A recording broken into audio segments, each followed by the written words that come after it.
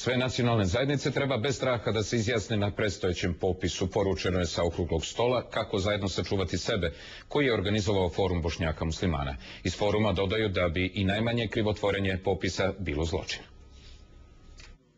Predstavnici manjinskih nacionalnih zajednica poručuju da je popis veoma važan za utemeljenje multietničke države. Iz Foruma Bošnjaka muslimana upozoravaju da se u aprilu ne smiju ponoviti greške. Ne smijemo ni u kom slučaju dozvoliti da nas se potkrade greška iz 2003. kada blizu 9% naših građana u dijaspori nije ušlo u završne rezultate popisa. Mi iz Foruma smatramo da bi svako i najmanje krivotvorenje popisa bilo zločin i podvala i Crnoj Gori i svima nama koji činimo državotvorno biće naše domovine.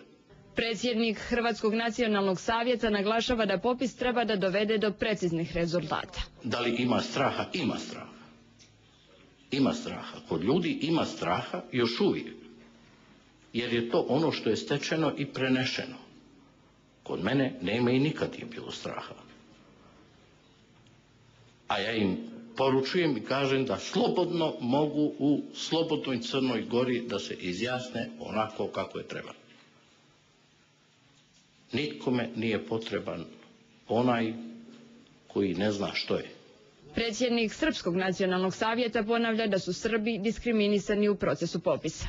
Diskriminisani na taj način očigledno time što su obrasci za popis stanovništva ispisani na latiničnom pismu i da je tu na neki način eliminisana ustavna mogućnost i ustavno pravo Srba da popisnici budu i na ćiriličnom pismu. Obratit ćemo se i nadležnom sudu i obratit ćemo se ovih dana i predsjedniku države da zaštiti naše ustavna prava.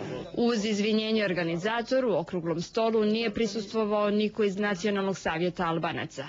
Iz Savjeta muslimana, koji nisu poslali svog predstavnika, poručuju da bi svojim prisustvom dali legitimitet organizaciji koja u svom nazivu ima neustavnu formu, odnosno nepostojeću odrednicu Bošnjak musliman.